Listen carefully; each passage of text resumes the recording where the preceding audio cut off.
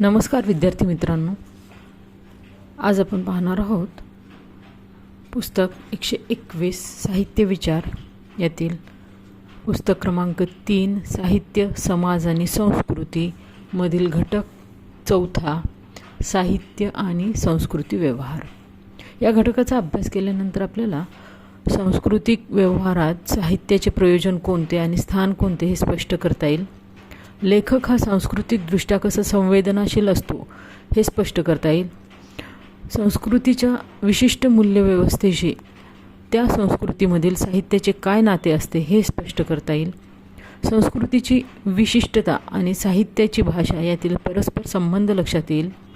वाङ्मय प्रकार आणि विशिष्ट संस्कृती यांच्यातील अनुबंध स्पष्ट होईल। समकालीन साहित्य संस्कृतीचे वेगवेगळ्या रूपातील साहित्य निर्मिती, वातावरण, विक्री, वाचनी व समीक्षा यांचे आकलन होईल। प्रत्येक भाषिक समूहाला त्याचा स्वतंत्र साहित्य इतिहास असतो आणि संस्कृती असते। साहित्य हे भाषिक सर्जनाचा आविष्कार असते, तसेच संस्कृतीचा एक घटक असते। साहित्यकृतीतून त्या लोकसमूहाच्या संस्कृतीचे दर्शन घडत असते। प्रथा, परंपरा, आर्थिक प्रश्न, राजकीय जाणीवा, सांस्कृतिक गंड, प्रेरणा व अशा आकांक्षा यांची अभिव्यक्ती लेखक करीत असतात। या अर्थाने साहित्य हे त्या भाषिक लोकसमूहाचे सामाजिक व सांस्कृतिक दस्तावेज ठरते। समाजाच्या विविध क्षेत्रातील प्रगतीचा लेखाजोखा मांडणारी अनेक वस्तुनिष्ठ साधने असतात। उदाहरणार्थ बखर, रोजनिशी, इतिहास, निबंध व प्रसारमाध्यमे। साहित्य हे लेखकाच्या प्रतिभेतून निर्माण झालेली व कल्पनाशक्तीतून स्फुरलेली प्रतिमांची नवनिर्मिती असते। तरीही ती सांस्कृतिक जीवनाशी खोलवर स्पंदन पावत असल्याने संस्कृतीचा चेहरा स्वच्छपणे साहित्यात उमटत असतो। याचे कारण लेखकाची संवेदनशीलता। लेखकाच्या संवेदनशीलतेचे संस्कृतीशी नाते कशा प्रकारचे असते हे समजून घेतल्याशिवाय संस्कृती आणि साहित्य यातील अनुबंध स्पष्ट होणार नाहीत। लेखकाची भाषिक अभिव्यक्ती कथा, कविता, कादंबरी अशा वेगवेगळ्या वाङ्मय प्रकारात झालेली असते। वाङ्मय प्रकाराच्या निर्मितीमागेही विशिष्ट सांस्कृतिक प्रेरणा असतात। उदाहरणार्थ प्राचीन मराठीतील ओवी, अभंग आणि मध्ययुगीन पोवाडा व लावणी। प्रत्येक भाषिक समूहाच्या सांस्कृतिक व भौगोलिक पर्यावरणात त्या समूहाच्या भाषेची जडणघडण झालेली असते। बीज आणि वृक्ष यांच्यात असावा असा तो सेंद्रिय संबंध असतो। या संबंधाचे आकलनही या प्रकरणात करून घ्यावयाचे आहे। संस्कृती ही व्यापक संकल्पना आहे। जीवनाच्या विविध क्षेत्रात संस्कृतीची वेगवेगळी वैशिष्ट्ये असतात। भाषिक निर्मिती, वाङ्मय, प्रकाशन, विक्री, वाचन आणि समीक्षा या व्यवहाराची प्रत्येक लोकसमूहाची संस्कृती असते। समकालीन मराठी ग्रंथव्यवहाराची संस्कृती कशी आहे याचीही माहिती या प्रकरणात आपण करून घ्यावयाची आहे। संस्कृती आणि वाङ्मय निर्मिती या निबंधात सुधीर रसाळ म्हणतात, वाङ्मयासह सर्व कला सांस्कृतिक निर्मिती असतात। विशिष्ट संस्कृती जगणाऱ्या कलावंतांनी या संस्कृतीने दिलेल्या सामग्रीतूनच त्याच संस्कृतीत जगणाऱ्या माणसांसाठी त्या निर्माण केलेल्या असतात। त्यामुळे ज्या संस्कृतीच्या त्या कला असतात त्या संस्कृतीचा घटक असणाऱ्या व्यक्तींना त्या कलांनी अर्थपूर्णता अधिक प्रमाणात जाणवू शकते। अन्य संस्कृतीतील व्यक्तींपेक्षा त्या संस्कृतीतील व्यक्तींना त्या कलांचे सूक्ष्म व अनेकांगाने आकलन होऊ शकते। प्रस्तुत विधानावरून साहित्य आणि संस्कृती यांच्यातील एक प्रकारचे सेंद्रिय नाते आपल्या लक्षात येते।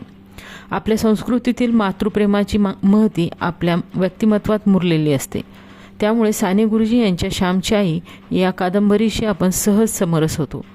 साहित्याच्या निर्मितीमागील सांस्कृतिक प्रेरणेच्या संदर्भात प्राध्यापक रसाळ पुढे म्हणतात, संस्कृतीमध्ये वाङ्मय निर्मिती 2 प्रेरणांमुळे होत असते। लेखकाला स्वतःला ती निर्मिती करावीशी वाटत असल्यामुळे तो स्वयंप्रेरणेने वाङ्मय निर्मिती करतो। तसेच संस्कृतीच्या विशिष्ट स्वरूपामुळे तिच्यातील मानव समूहाच्या काही मानसिक गरजा निर्माण झालेल्या असतात, त्या भागवण्यासाठी वाङ्मयाची निर्मिती होत असते। पहिल्या प्रकाराची निर्मिती ही लेखक प्रवर्तित असते। लेखकाला आपला कलानुभव व्यक्त करावासा वाटत असल्यामुळे किंवा त्याला समाजाला काही सांगावेसे वाटत असल्यामुळे तो निर्मिती करतो। मानव समूहाच्या मानसिक गरजा भागवण्यासाठी होणाऱ्या निर्मितीमागे लेखकाच्या स्वयंप्रेरणेऐवजी मानव समूहाच्या मागणीची पूर्तता करण्याची प्रेरणा असते. अनेकदा वाङ्मय कृतीच्या निर्मितीमागे एकाच वेळी या दोन्ही प्रेरणा परस्परात मिसळलेल्या असतात. 13व्या शतकात मध्ययुगीन संस्कृतीमधील जनसमूहाला जातीव्यवस्था आणि कर्मकांडांनी ग्रस्त अशा समाजव्यवस्थेचा जाच असह्य झाला, तेव्हा संत नामदेव, संत चोखामेळा ह्यांच्यापासून संत तुकारामांपर्यंत कवींच्या काव्यातून तत्कालीन मानवसमूहाच्या मागणीची पूर्तता झाली असे ठामपणे म्हणता येते. 1960 नंतर दलित आत्मकथांचा विचार केला तर त्या लेखकांची स्वयंप्रेरणा आणि सांस्कृतिक गरज अशा दोन्ही प्रेरणा एकाच वेळी कार्यरत झाल्याचे लक्षात येते.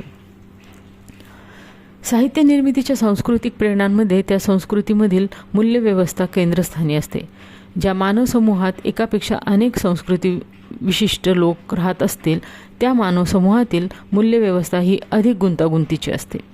समाजव्यवस्थेतील विविध स्तर, व्यवसाय, धर्म, संप्रदाय, बोली आणि रूढी परंपरा यामुळे एका गटाची मूल्यव्यवस्था दुसऱ्या गटाच्या हितसंबंधाच्या आड येणारी सुद्धा असू शकते. 1960 पूर्वी मराठी साहित्य मध्यमवर्गीय जीवनशैलीशी सुसंगत अशा जीवन चित्रण करणाऱ्या साहित्याचा वरचष्मा होता. त्यातील सांस्कृतिक मूल्यव्यवस्था संकुचित व चाकोरीबद्ध होती. 1960च्या आसपास मराठी लघु नियतकालिकांनी व अनियतकालिकांनी ही कोंडी फोडली, ती त्या काळातील सांस्कृतिक क्षेत्रातील गरज होती असे म्हणता येते.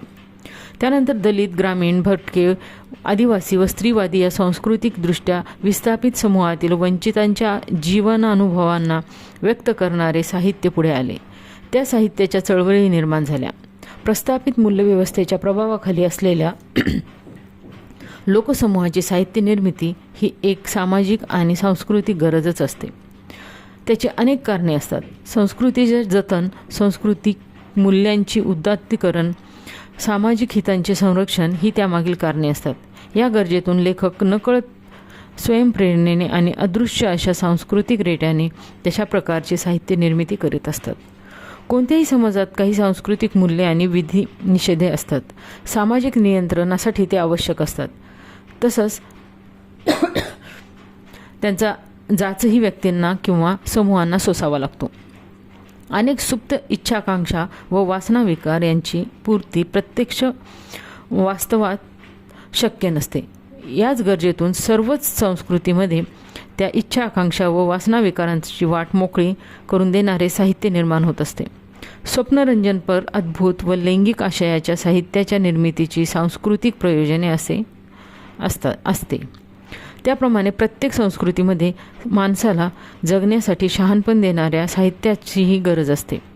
या गरजेतून अनेक लोककथा, बोधकथा, विनोदी चुटके, दंतकथा, सुभाषिते, उखाणे असे व्यावहारिक शहाणपण देणारे साहित्य निर्माण होत असते.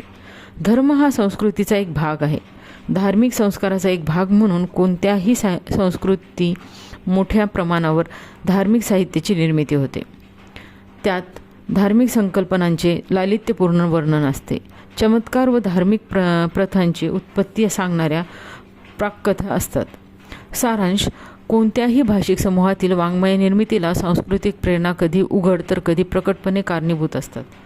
स्वप्नरंजनपर, भूतकालरंजनपर, अद्भुतरम्य आणि रहस्यमय शहाणपण देणारे धार्मिक स्वरूपाचे हे सर्व साहित्य जरी शुद्ध वाङ्मय निर्मितीच्या हेतूने जन्माला आलेले नसले तरी या सर्व वाङ्मयाला ललित साहित्य दृश्य रूप प्राप्त होत असते.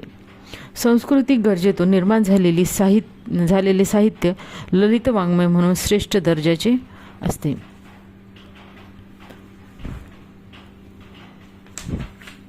चमत्कारिक कथा, जातक कथा, कथा कल्पतरू किंवा पुराणातील विविध उपकथानके ही त्याची उदाहरणे आहेत. साहित्य आणि सांस्कृतिक मूल्यव्यवस्था. समूहातील प्रत्येक व्यक्तीला सभोवतालच्या सृष्टीकडे, समाजाकडे आणि सामाजिक व्यवहारांकडे पाहण्याची दृष्टी संस्कृतीकडून मिळत असते. प्रत्येक संस्कृतीमध्ये काही मूल्ये, प्रमाणके, श्रद्धा व विधिनिषेधे प्रस्थापित झालेली असतात.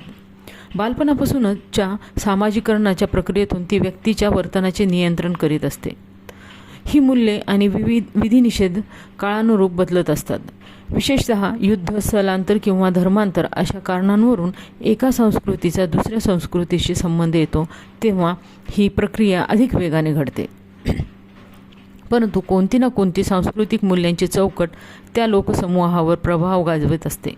संस्कृतीच्या या व्यापक मूल्यव्यवस्थेमध्ये लहान लहान गटांची मूल्ये, प्रमाणके, श्रद्धा व विधिनिषेधे एकमेकांना छेदणारी देखील असू शकतात. कोणत्याही संस्कृतीमधील साहित्यावर सांस्कृतिक मूल्यव्यवस्थेचा प्रभाव कसा असतो हे लक्षात घेताना 2 प्रकारच्या साहित्याचा विचार करावा लागतो. भाषिक समूहाच्या सांस्कृतिक गरजातून निर्माण होणारे साहित्य आणि दुसरे लेखकाच्या निर्मितीक्षम संवेदनशीलतेतून निर्माण होणारे साहित्य. पहिल्या प्रकारचे साहित्य कोणत्याही भाषेतील लोकसमूहाच्या सांस्कृतिक गरजेतून निर्माण होत असते. संस्कृतीमधील मूल्यव्यवस्था व विधिनिषेध यामुळे सर्वसामान्य माणसांच्या अनेक इच्छा वासना अतृप्त राहतात किंवा व्यक्तीच्याही काही वैयक्तिक, आर्थिक व सामाजिक मर्यादांमुळे इच्छा आकांक्षा पूर्ण होऊ शकत नाहीत. त्याचा परिणाम माणसाच्या आरोग्यावर असतो. साहित्य निर्मितीमागे अशा दिवास्वप्नांची प्रेरणा ही सांस्कृतिक मूल्यव्यवस्थेचीच प्रेरणा आहे. लोकसाहित्यातील लैंगिक स्वरूपाच्या उत्तान अशा कथा, तमाशातील गाणी, लावण्या व संवाद किंवा लोकप्रिय सिनेमा इत्यादी कलासाहित्याचा आस्वाद याच प्रेरणेतून घेतला जातो. दिवास्वप्न स्वतःच्या आयुष्यात प्रत्यक्षात उतरत नसते याची जाणीव वाचकाला असते, पण साहित्य त्यात काल्पनिक दिवास्वप्नाला वास्तवात घडवले जाते. त्यामुळे हे दिवास्वप्न नसून ते प्रत्यक्ष वास्तवातच आहे यावर वाचक विश्वास ठेवतात. ही कमाया साहित्यातील वास्तवाच्या आभासामुळेच घडून येते. स्वप्नरंजनपर साहित्य दिवास्वप्नांचे खाजगीपण नष्ट करून त्यात वस्तुगत सार्वत्रिक रूप देते. वाचकांची दिवास्वप्नाबद्दलची अपराधीपणाची भावना कमी होते. स्वप्नरंजनपर साहित्य दिवास्वप्नांना सार्वत्रिक रूप देते, अशी मीमांसा मानसशास्त्रज्ञ सिग्मंड फ्राईड यांनी केली आहे. सांस्कृतिक गरजेतून निर्माण होणाऱ्या साहित्यावर सांस्कृतिक मूल्यव्यवस्थेचा प्रभाव कसा असतो हे लक्षात घेतल्यानंतर संस्कृत व कलात्मक निर्मितीच्या प्रेरणातून जन्मास येणाऱ्या साहित्याला सांस्कृतिक मूल्यव्यवस्था कशी नियंत्रित करीत असते हे पाहता येते. प्रतिभावंत लेखक कवीच्या निर्मितीक्षम संवेदनेतून अशा प्रकारच्या साहित्याची निर्मिती होत असते. त्या भाषिक समूहातील साहित्याचा मुख्य प्रवाह हाच असतो. अशा प्रकारच्या साहित्याला त्या सांस्कृतिक मान्यता आणि प्रतिष्ठा मिळालेली असते. पहिल्या प्रकारच्या सांस्कृतिक संवेदनशीलतेतून निर्माण झालेल्या साहित्याला संस्कृतीची प्रस्थापित अवस्था मान्य असल्यामुळे मानवी जीवनाबद्दल कोणतीही नवी अर्थपूर्णता ते प्रकट करीत नाहीत. दुसऱ्या प्रकारच्या लेखकाच्या नवनिर्मितीक्षम संवेदनशीलतेतून लिहिलेले साहित्य संस्कृतीला शरण गेलेले नसते. हे साहित्य अधिक स्वायत्त असते. ते प्रस्थापित मूल्यव्यवस्थेला आव्हान देत असते. विधिनिषेधांच्या सर्व रूढी परंपरा, श्रद्धा व प्रमाणके यांची चिकित्सा करते. धर्म किंवा सामूहिक मान्यता असलेल्या प्राचीन संकल्पनांचे पुनर्वाचन करून नवीन अर्थनिर्णय करण्याचा प्रयत्न करते. प्रस्थापित मूल्यव्यवस्था, श्रद्धा व परंपरा यांच्या नव्या मूल्यांचे, नैतिकतेचे कलम करण्याचा प्रयत्न करते. बरेचदा एक संस्कृतीचा दुसऱ्या संस्कृतीशी संयोग होतो तेव्हा नवीन संस्कृतीचा प्रभाव साहित्य टाळत नाही. परसंस्कृतीमधील मूल्ये व श्रद्धा यांचा स्वीकार करते. आपल्या संस्कृतीतील मानवी जीवनांची अर्थपूर्णता तपासून पाहण्यासाठी परसंस्कृतीतील मूल्ये आणि तात्विक व्यूह हे साहित्य स्वीकारते. बरेचदा ज्या नव्या संस्कृतीचे आक्रमण होऊ पाहते त्या संस्कृतीतील मिथके, श्रद्धा व परंपरा आपल्या संस्कृतीमध्ये मुरवून टाकते. त्यांना आपल्या संस्कृतीचा चेहरामोहरा देऊन आपल्या संस्कृतीचा भाग बनवून टाकते. अशा प्रकारे सांस्कृतिक मूल्यव्यवस्था साहित्य निर्मितीला प्रभावित करत असते. मूल्यव्यवस्था कधी वाङ्मयीन प्रेरणा नियंत्रित करीत असतात तर कधी मौलिक व श्रेष्ठ वाङ्मय सांस्कृतिक मूल्यव्यवस्थेच्या चौकटीला आव्हान देत असते. मूल्ये, श्रद्धा व परंपरा नवे आयाम देत असते. लेखकाची सांस्कृतिक संवेदनशीलता पाहूयात. लेखक हा सर्वसामान्य व्यक्तीप्रमाणेच एक माणूस असतो, पण त्याच्या ठिकाणी स्वतःची खास संवेदनशीलता घडवण्याची विशेष ताकद असते. तो व्यवहारात चार चौघांसारखाच जगत असतो. त्यामुळे जीवन जगण्याला आवश्यक अशी संवेदनशीलता त्याला प्राप्त झालेली असते. व्यवहारात उपयुक्त अशी मूल्ये, श्रद्धा व विधिनिषेध यांची एक व्यवस्था याच्याही ठिकाणी असते. परंतु त्याचबरोबर लेखकाच्या या व्यावहारिक संवेदनशीलतेसोबतच दुसरा पदर असतो, निर्मितीक्षम संवेदनशीलतेचा. हे दोन्ही पदर सुटे नसतात. व्यावहारिक संवेदनशीलतेने स्वीकारलेल्या काही अनुभवांवर प्रक्रिया करून लेखकाची निर्मितीक्षम संवेदनशीलता हे अनुभव नव्याने स्वीकारते. याच अनुभवाची कलात्मक अभिव्यक्ती साहित्याच्या स्वरूपात कवी लेखक करीत असतात. लेखक हा त्याच्या संस्कृतीचा एक घटक असतो. त्याने सर्वसामान्य व्यक्तीप्रमाणे संस्कृतीमधील संपूर्ण मूल्यव्यवस्था स्वीकारलेली असते. पण सर्वसामान्य व्यक्तीला संस्कृतीकडे तटस्थ नजरेने पाहता येत नाही, किंवा तसे पाहता आले तरी संस्कृतीबद्दल त्याच्या अनुभवांचे किंवा निर्णयन करता येत नाही. त्या अनुभवांची कलात्मक स्वरूपात अभिव्यक्ती करता येत नाही. लेखकाला मात्र मानवी जीवनाच्या अस्तित्वाची तटस्थ अनुभूती घेता येते. स्वतःच्या संस्कृतीच्या पलीकडे जाऊन आपले जगणे निहाळता येते, कारण स्वतःच्या संस्कृतीमधील मूल्यव्यवस्था, श्रद्धा व परंपरा या पलीकडे एकूणच मानवी मूल्यांच्या श्रद्धेवर त्याची संवेदनशीलता अधिष्ठित असते. संस्कृतीमधील सर्व प्रवृत्ती, मूल्ये, प्रमाणके, श्रद्धा व विधिनिषेध यांना लेखक आव्हान देतो. या नाकारातूनच आणि आव्हानातून तो त्याला येणाऱ्या अनुभवांचे अर्थनिर्णय करत असतो. थोडक्यात, लेखकाच्या नवनिर्मित साहित्यातून व्यक्त होणाऱ्या जाणीवा या अपरिहार्यपणे सांस्कृतिक मूल्यव्यवस्थेशी संलग्न असतात. लेखकाची नैतिकता अशी एक संकल्पना लेखकाच्या व्यक्तिमत्त्वाच्या आणि आत्मनिष्ठेच्या संदर्भात वापरली जाते. या नैतिकतेचा संबंधसुद्धा सांस्कृतिक संवेदनशीलतेशी असतो. नैतिकता आणि अनैतिकता ही व्यक्तीच्या सांस्कृतिक मूल्यव्यवस्थेच्या संदर्भात जोखली जाते, परंतु हा निकष लेखक कलावंताच्या संदर्भात मान्य करता येत नाही. अर्थात लेखक हा समाजातील एक व्यक्ती असते. त्याच्या सामाजिक व्यवहाराच्या संदर्भात त्याची नैतिकता आणि मूल्यव्यवस्था यांचा संबंध असतो, परंतु लेखकाची नैतिकता ही संकल्पना लेखकाच्या सामाजिक व्यवहाराच्या संदर्भातील नाही, हे लक्षात घेतले पाहिजे. ती त्याच्या साहित्यातील अभिव्यक्तीच्या संदर्भात आहे. साहित्यातील लेखकाच्या जाणीवा या नैतिक स्वरूपाच्याच असतात. नाटक, कथा किंवा कादंबरीसारख्या ललित साहित्यात लेखक हा काही पात्रांच्या किंवा घटनांच्या बाजूने उभा राहतो. तो कुणाच्या बाजूने उभा आहे यावर त्याची नैतिकता जोखली जाते. पात्रांच्या बाजूने किंवा विरोधात भूमिका असल्यामुळे लेखकाच्या वाङ्मय कृतीतील आशयाची विभागणी होत असते. कुणाच्या बाजूने उभे राहायचे हीच त्याची नैतिकता असते. त्याची ही नैतिकता पात्रे, प्रसंगे किंवा व घटना यातून स्पष्ट होते. सारांश हा लेखकाच्या जाणीवा अपरिहार्यपणे सांस्कृतिकजन्य किंवा संस्कृतीत संलग्नच असतात.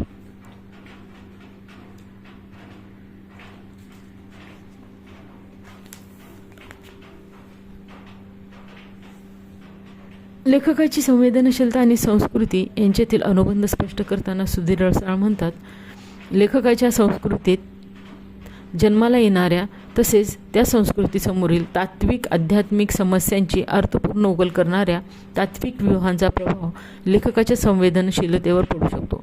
संवेदनशीलतेवर प्रभाव पडणारे हे तात्विक व्यूह धर्मसंलग्न किंवा धर्मनिरपेक्ष असू शकतात.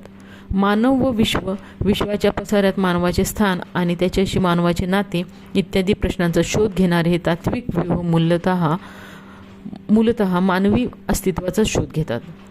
मानवी अस्तित्वाचा शोध वाङ्मय निर्मितीचेही उद्दिष्ट असते.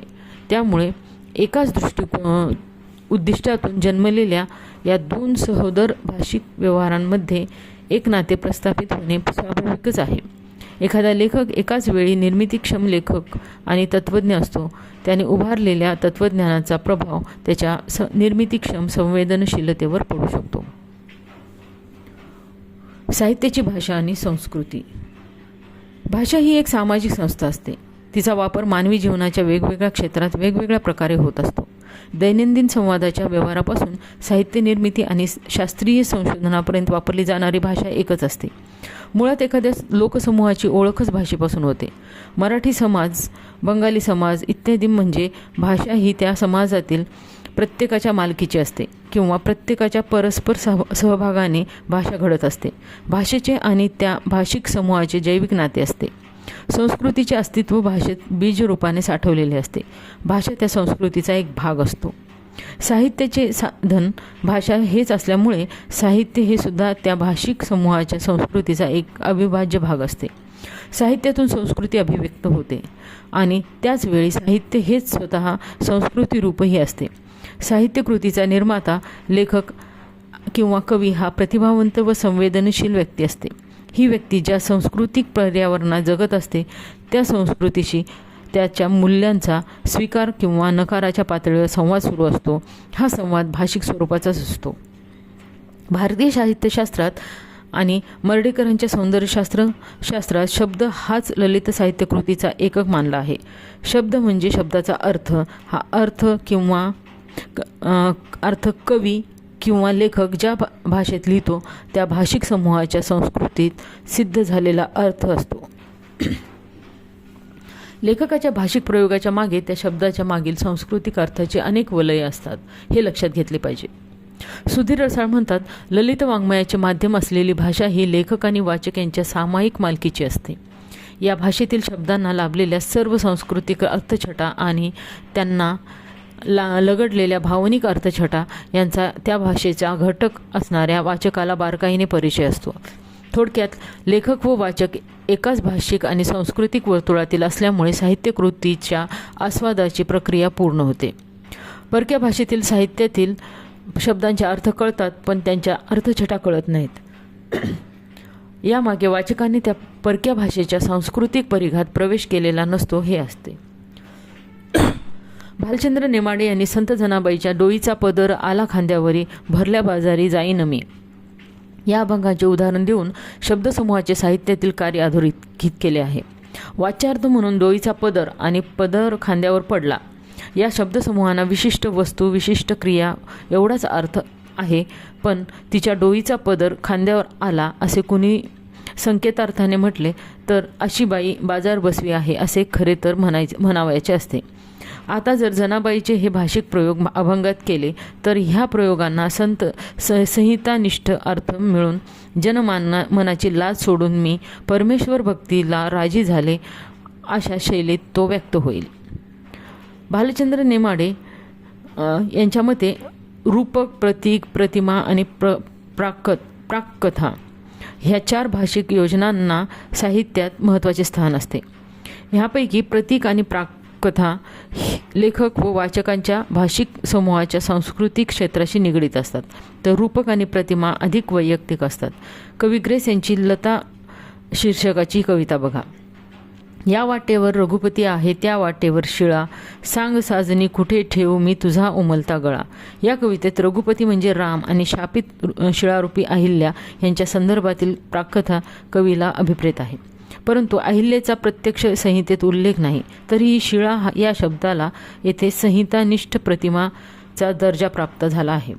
रघुपती हे नामसुद्धा येथे कृतार्थतेचे प्रतीक झाले आहे. गळा म्हणजे गायिका लताबाईंचा आवाज असा दैवी आहे की तो कुठेही असला तरी त्याला कृतार्थतेचा स्पर्श होणार हे नियती आहे. या कवितेत रघुपती आणि शिळा या शब्दांच्या भोवतीच्या सांस्कृतिक आणि धारणा महत्त्वाच्या ठरतात. त्या समजल्याशिवाय कवितेचा अर्थ आणि सौंदर्य दोन्ही जाणवणार नाही. कवी आणि वाचक या दोन्ही घटकांच्या एकाच सांस्कृतिक क्षेत्रातील प्रतीक आणि प्राककथा असल्यामुळेच ते शक्य होते, हेही लक्षात घेतले पाहिजे. संस्कृती आणि वाङ्मय साहित्य किंवा ललित साहित्य कोणत्या तरी रूपबंधांमध्ये अस्तित्वात असते. कविता, कथा, नाटक, कादंबरी, चरित्र, निबंध इत्यादी प्रकारांना आपण वाङ्मय प्रकार म्हणतो. या प्रकारांच्या उगमाचा विचार केला तर त्या लेखकांना अशा प्रकारच्या रूपबंधाचा विचार केला होता का असा प्रश्न निर्माण होईल. अर्थातच कोणत्याही ललित साहित्य कृतीच्या मुळाशी लेखकाची अभिव्यक्तीची प्रेरणा, उर्मी व गरज अधिक महत्त्वाची असते. लेखकाच्या उत्स्फूर्त लेखनाला कोणत्या वाङ्मय प्रकारात मांडायचे हे नंतर ठरविले जाते.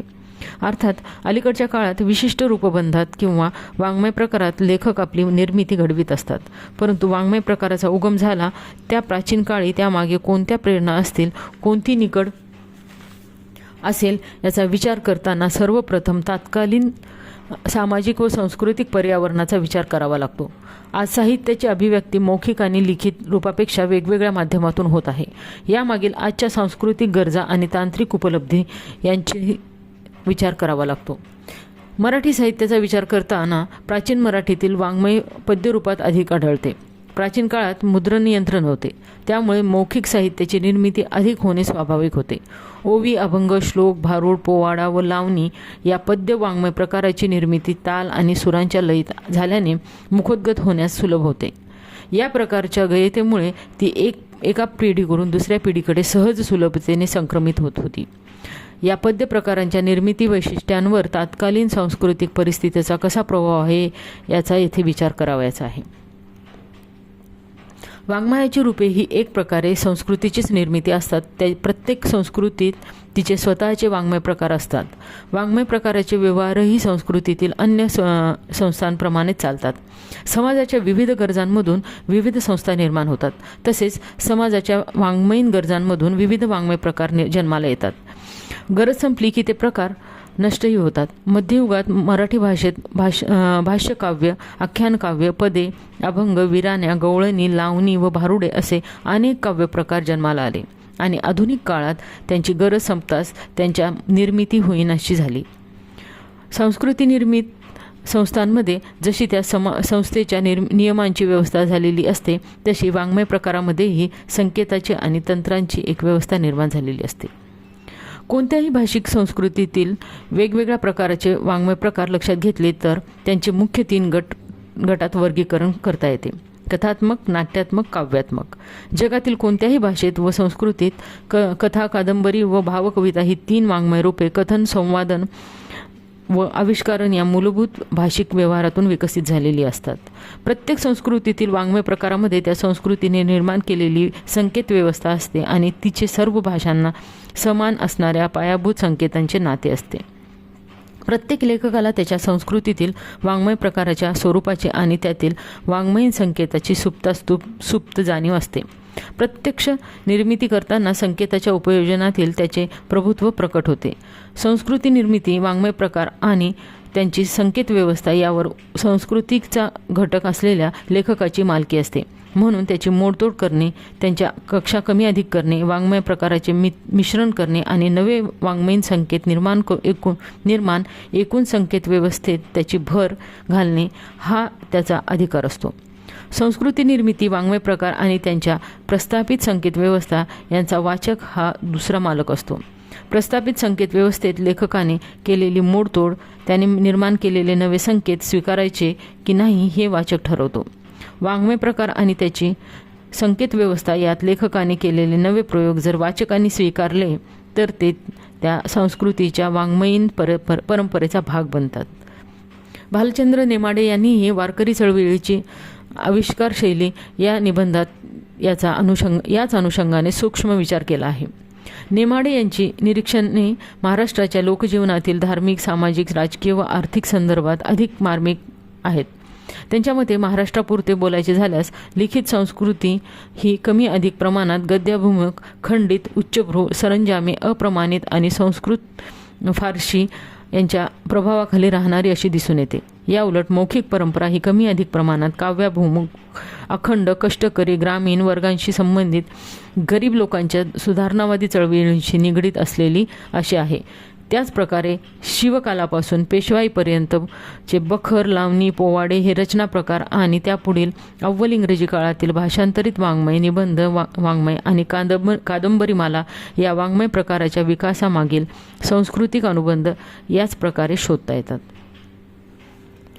आजची साहित्य संस्कृती. आजची साहित्य संस्कृती या संकल्पनेत आजचे लेखक, ग्रंथनिर्मिती, वाङ्मयीन नियतकालिके, दिवाळी अंक, वेगवेगळे वाङ्मय प्रकार, मुद्रणाच्या सोयी, प्रकाशन व्यवहार, वितरणाच्या पद्धती, ग्रंथालये, वाचक, साहित्याच्या चळवळी, नवलेखक, कार्यशाळा, साहित्य संमेलने आणि साहित्य व्यवहाराची नवीन माध्यमे, ब्लॉग व त्यांचे वाचक, लेखक इत्यादींचा समावेश होतो. मराठी साहित्याचा प्रवाह 12व्या शतकापासून प्रवाहित असला तरी आजच्या समकालीन साहित्याचा संबंध अर्वाचीन, आधुनिक व नव आणि साठोत्तरी या संकल्पनेशी आहे. अलीकडे नवोत्तरी साहित्य असेही विशेषण वापरले जाते. या संकल्पना निव्वळ कलादर्शक किंवा प्राचीन आधुनिक अशा भेददर्शक नाहीत. त्यामागे त्या कालखंडातील सामाजिक, सांस्कृतिक मूल्य व्यूह आहेत. आर्थिक, राजकीय परिवर्तनाचे संदर्भ आहेत. वेगवेगळ्या क्षेत्रात झालेल्या चळवळींचे व त्यातून समाज मनात उठलेल्या वादळांचे साहित्य क्षेत्रावर झालेले थेट प्रभाव आहेत. अर्वाचीन कालखंडात मराठी समाजाचा पाश्चात्य संस्कृतीशी जो संबंध आला, त्या संबंधाचेच आपल्या आजच्या साहित्य संस्कृतीशी अधिक प्रभावी नाते आहे. मुद्रणाच्या सोयी, नियतकालिके, इहवादी दृष्टिकोन, स्त्रियांसंबंधी उदारमतवादी भूमिका, व्यक्तिस्वातंत्र्याचे सारखे नवे मूल्य, शिक्षणाचे सार्वत्रिकरण यामुळे इंग्रजी व युरोपीय साहित्याशी झालेला परिचय या पायावर स्वातंत्र्योत्तर मराठी साहित्य संस्कृती उभी आहे. महाराष्ट्र राज्याच्या निर्मितीनंतर वाङ्मयीन नियतकालिकांचा उदय, साहित्य व संस्कृती मंडळासारख्या संस्थांची निर्मिती, आधुनिक शिक्षण संस्थांची स्थापना, ग्रंथालये, चळवळ इत्यादी घटकांमुळे समाजात साहित्याविषयीची एक वेगळी जाणीव निर्माण होऊ लागली. शिक्षण हे जसे उच्चवर्णीयांसाठी होते, तसेच साहित्याचे लेखन वाचनसुद्धा प्रारंभी उच्च व शहरी मध्यवर्ग यापुरते मर्यादित होते. पुढे महाराष्ट्रातील थोर समाजसुधारक व शिक्षण प्रसारक यांच्या कष्टाने शिक्षणाचा प्रसार झाला आणि बहुजन, दलित, आदिवासी वर्ग साहित्य क्षेत्राच्या परिघात येऊ लागला. भौतिक साधना सुविधांच्या उपलब्धीमुळे समाजाच्या विविध स्तरातून नवे नवे लेखक उदयाला आले.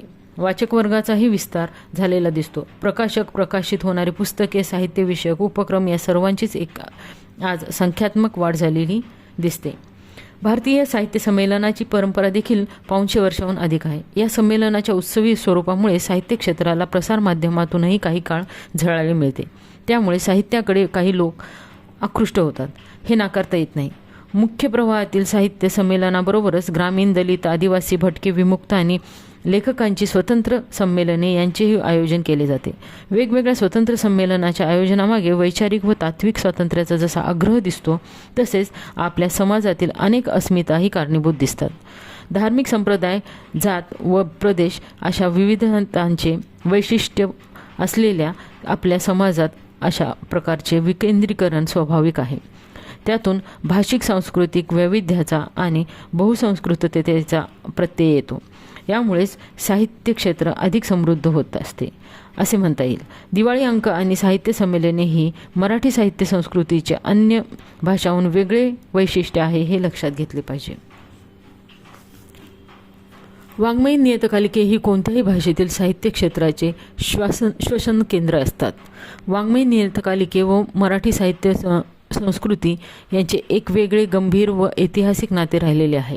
साहित्य क्षेत्रावर काही विशिष्ट वर्गातील विशिष्ट वाङ्मयीन भूमिका असलेल्या वर्तुळातील अभिजन प्रवृत्तीचे वर्चस्व आहे. त्यामुळे मराठी साहित्य डबक्यासारखे झालेले आहे. गेल्या काही वर्षात वाङ्मयीन नियतकालिके एकामागून एक बंद पडत आहेत. जागतिकीकरणानंतर खाजगीकरण व उदारीकरणाच्या प्रक्रियेत ग्रामीण जीवनात बनलेला बकालपणा, शहरी जीवनातील मूल्यभ्रष्टता, स्त्री पुरुषांसंबंधातील यांत्रिकपणा, मानवी नात्यांमधील संपलेली कोवळीक अशा आशयसूत्रांवर या लेखकांनी अत्यंत थेट, इंद्रियनिष्ठ, बोलीभाषायुक्त शब्दकळा व संगणक, उपग्रह व नवीन संपर्क साधनांच्या प्रतिमांतून ताकदीने आपले साहित्य प्रकाशित केले आहे. परंतु हे सगळे प्रयोगाच्या पातळीवरच राहिले. सर्वसामान्य वाचकांपर्यंत हे साहित्य फारसे पोचलेच नाही. समकालीन मराठी साहित्य क्षेत्रात मात्र त्यांनी मोलाची कामगिरी केली आहे, हे निश्चित. लेखकांना पुरस्कार देणाऱ्या संस्था मोठमोठ्या रकमांचे पुरस्कार, भव्य पुरस्कार सोहळे व या गोष्टीसुद्धा आजच्या साहित्य संस्कृतीचा एक भाग आहेत. पूर्वी भारतीय ज्ञानपीठ, साहित्य अकादमी आणि शासनाचे राज्य पुरस्कार याशिवाय काही प्रादेशिक साहित्य संस्थांचे वार्षिक पुरस्कार मर्यादित होते. परंतु अलीकडे राजकीय पुढारी व उद्योगपतींनी विविध वाङ्मयीन प्रकारातील साहित्य निर्मितीसाठी भरघोस रकमांचे पुरस्कार सुरू केले आहेत. पुरस्कार देणाऱ्या समित्यांना मौलिक साहित्यकृती निर्माण करणे लेखक कष्टाने शोधून काढावे लागतात. केवळ प्रसिद्धीच्या हव्यासापोटी कित्येकदा पुरस्कार देणारे व स्वीकारणारे अधिक झाल्यामुळे सामान्य वाचकांना गोंधळल्यासारखे होत आहे. साहित्य क्षेत्रात बजबजपुरीचा अनुभव येतो. त्यामुळे आजची साहित्य संस्कृती निकोप निर्मळ आहे का, असाही प्रश्न निर्माण होतो. एका बाजूला प्रसिद्धीच्या वेगवेगळ्या माध्यमांमुळे लेखकांना भरपूर प्रसिद्धी मिळते, पुरस्कारांमुळे मानसन्मान मिळतो. पण त्यांच्या साहित्याचे वाचक किती आहेत आणि त्या साहित्याचे जागतिक, भारतीय आणि मराठी साहित्यांच्या संदर्भात कोणते स्थान आहे याची वस्तुनिष्ठ चिकित्सा होत नाही. गावोगावी ग्रंथालये झाली, शासकीय योजनांमधून पुस्तकांची विक्री झाली, परंतु वाचकांची संख्या वाढली का, असाही प्रश्न निर्माण होतो. चांगल्या साहित्याला खप नाही अशी खंत प्रकाशक व्यक्त करतात. शिक्षणाचा विस्तार होत असताना अभ्यासक्रमातून साहित्याचा संकोच होत असल्याने व नव्या काळातील नव्या साधनांच्या आकर्षणामुळे नव्या पिढीचे साहित्याशी असणारे नाते क्षीण होत आहे, ही वस्तुस्थिती आहे. समीक्षा हा साहित्य व्यवहारातील एक मोठा घटक आहे. त्यासाठी वाङ्मयीन नियतकालिके हाच मुख्य आधार असतो. परंतु मराठीत अशा नियतकालिकांची संख्या फार अल्प आहे. यातून आज नव्या दृष्टिकोनातून समीक्षा लिहिली जाते हे खरे, पण साहित्य विषयी कुतूहल असणाऱ्या वाचकांशी संवाद साधण्यात ती अपयशी ठरत आहे. वृत्तपत्रांमधून येणाऱ्या साहित्यविषयक लेखनात बहुतांशी गांभीर्य राहिलेले नाही. साहित्य संस्थांची उपक्रमशीलता क्षीण झाली आहे. विद्यापीठीय पातळीवरील चर्चासत्रांमधून समीक्षा व्यवहार होतो. त्यातून सैद्धांतिक व उपयोजित अशी काही पुस्तके बाहेर येतात, पण त्यातही तेथील काही अस्मिताजन्य गटांमुळे सर्वच चांगल्या साहित्याची समीक्षा होते असे नाही. 1960 नंतरच्या चळवळींनी मराठी साहित्यात अनेक पातळ्यांवर परिवर्तने घडवून आणली. त्याचे परिणाम आजच्या साहित्य संस्कृतीवर आढळतात. लघु व नियतकालिकांची चळवळ, दलित, विद्रोही, ग्रामीण, आदिवासी व स्त्रीवादी साहित्याच्या चळवळीचा यात मोठा वाटा आहे. लोकसाहित्याच्या संकलन संशोधनाला काही अभ्यासक, नियतकालिके व संस्थांनी वाहून घेतले आहे. दलित, ग्रामीण, आदिवासी व स्त्रीवादी चळवळींनी आजच्या मराठी साहित्याला बळ दिले. खेड्यापाड्यापर्यंत साहित्याचे लोण पोचले. तसेच या साहित्याने दलित, ग्रामीण, आदिवासी व स्त्रीवादी चळवळींना अधिक सक्रिय केले. आजच्या मराठी साहित्यकृतींचे हे वैशिष्ट्य आहे. अनेक कार्यकर्ते लेखक आहेत आणि अनेक लेखक कवी चळवळींच्या निमित्ताने कार्यकर्ते झाले. सामाजिक कार्य व साहित्य यांच्यामधील देवाणघेवाणीचे श्रेय या चळवळींना आहे. मराठी साहित्य क्षेत्रात विविध वाङ्मयीन भूमिकांवरून वादविवाद करण्याची निकोप परंपरा दिसते. जीवनासाठी कला की कलेसाठी जीवन, साहित्य आणि सामाजिक बांधिलकी, कला साहित्य आणि नैतिकता, तसेच दलित, ग्रामीण, स्त्रीवादी साहित्यामधील अनेक प्रश्नांच्या निमित्ताने संमेलनातील परिसंवादातून, वर्तमानपत्रातून व विद्यापीठीय चर्चासत्रातून अशी वादसंवादांची परंपरा अलीकडच्या काही वर्षात खंडित झालेली आहे असे लक्षात येते. आज संगणक आणि उपग्रहावर आधारित प्रगत संपर्क साधनांच्या काळात अभिव्यक्तीची माध्यमे बदललेली आहेत. लिखित पुस्तकांशिवाय साहित्य आणि इंटरनेटवरील सोशल साईटवरूनही साहित्य निर्मिती, चर्चा, वादविवाद होत असतात. पूर्वी साहित्य क्षेत्रातील निर्मिती व समीक्षाविषयक उपक्रमांना ग्रामीण, शहरी, प्रादेशिक, वर्गीय व चौकटींच्या मर्यादा असतात. या नव्या माध्यमांमुळे अशा चौकटी उरल्या नाहीत. इंटरनेटवरील साहित्य धर्म, वर्ग, जात, प्रदेश व लिंग यांच्या भिंती ओलांडून अव्याहत सुरू असते. यातून अनेक दबलेल्या उर्मी किंवा सुप्त प्रतिभा यांना वाट मिळत असते. जीवनाच्या इतर क्षेत्राप्रमाणे साहित्य हे एक क्षेत्र आहे. आजच्या साहित्याच्या इतर क्षेत्रावर कितपत प्रभाव आहे हा संशोधनाचा विषय आहे. चांगल्या साहित्याची स्वाभाविक भूक असणे, चांगल्या साहित्यकृतीविषयी समाजात किमान एकमत असणे, काही साहित्यिक समाजातील सर्व स्तरात आदराचा विषय असणे ही निकोप साहित्य संस्कृतीची लक्षणे मानली तर आजच्या वेगवान संपर्क साधनांच्या काळातही या संदर्भात काही उणिवा जाणवतात, ही वस्तुस्थिती आहे. धन्यवाद.